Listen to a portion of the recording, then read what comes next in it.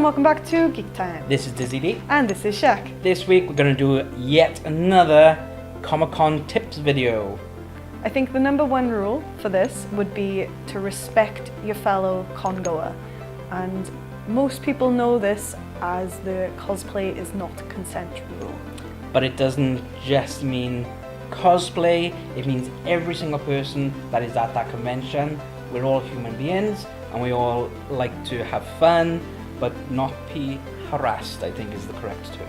Now, some people have got different opinions on what harassment means, so you might want to be very careful about what you're saying or doing and how that may affect the other person. It is a family-friendly event. There are lots of kids there, and kids will be seeing what you're doing and think it's okay to be like that themselves. So if you are doing some questionable things really with your friends, poses that aren't exactly decent, I think is the word, then that child might be looking at it and going, oh, I'm going to do that as well. And then to the parents' horror, they're doing all sorts of different poses. But the harassment thing can fall under numerous different categories. So you've got to be very, very careful on what language you use. Your body language is also a big part. If you play any music out loud, you've got to be very careful because somebody could be saying something in an interview, or they could be having a discussion with their friends and it could be just getting in their way, if that makes any sense whatsoever. If you're playing a specific character as well, yes, cosplay is about being a character, but just be mindful not to be harassing people and saying it's because of that, how the character would act, because 9 times out of 10 it's not anyway, and people will get offended by it. I know many different occasions where this has happened.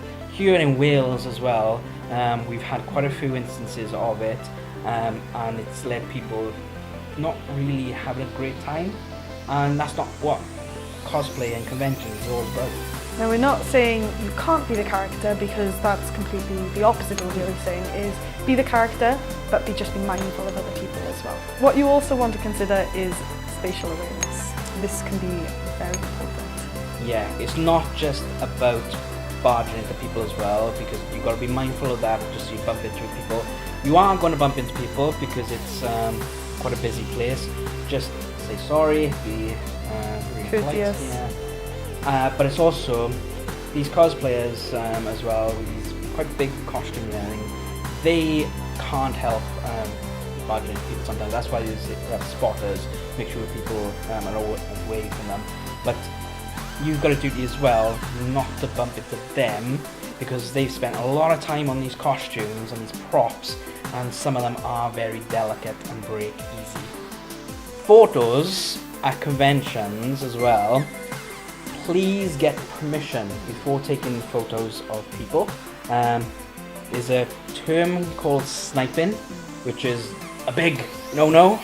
The convention might seem like a massive place, but a lot of these people have got little communities, and when word gets around that you are sniping photos, you're not going to be welcome at any events or conventions. Depending on who you snipe, it's just a not done deal. Some cosplayers may wear risque outfits, so that means that you have to be very careful of what you take photos of. Going back to taking pictures of cosplayers, it doesn't have to be cosplayers that you need to be mindful about. It can be generally anything.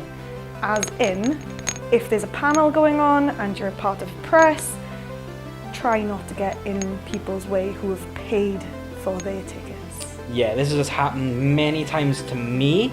I know it's happened to you as well, where we've paid for entry. So when we're not press, we've paid entry, and we're sitting in the front row, and then a camera person, video or photography, stands right in front of you, and you've got a lovely view of their back. If you do have a press pass, we are not saying do not go and do your job. Not saying that at all whatsoever. Because we have press passes quite a lot. But what we're trying to say is be mindful of the people who have paid to be there. So if you do want to get that front row shot, either get there early and sit down in a seat there, or kneel down next to it so people are not obstructed the views. What I tend to do as well, I have one of the long lenses, and I set up at the back. I've got a clear view of everything, and I can see everything, and I'm not actually getting in people's way. If you do need to get up front and personal, there are loads of places you can stand, and we wouldn't really suggest standing in the way where it blocks the most amount of people. Usually you stand at the edge, wherever you can get a good photo that doesn't impact too many people. The same goes for attendees. This is not just specifically aimed at press members, because press is sometimes paid to go there, or they get free entry and that is their job. Whereas if you are a attendee, yes, you probably paid to get in, but be mindful of other attendees. As we mentioned in the last Comic-Con tips video, make sure to take some water, food and deodorant with you, but also make sure you top them up throughout the day. We hope that you found some of these tips useful. Remember, these are our personal recommendations. Other people have different ones, but these are just our views. And that is all the time we got for this week. So, that's been DizzieDee. And that's been Chuck. Bye! Thanks very much for watching.